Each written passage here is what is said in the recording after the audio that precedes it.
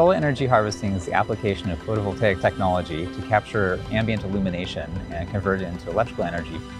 Our goal with solar energy harvesting is to provide a means to eliminate reliance on batteries for consumer electronics. The problem with batteries is that the amount of energy they store is finite, and a product can only last so long on that battery until either needs to be replaced or recharged.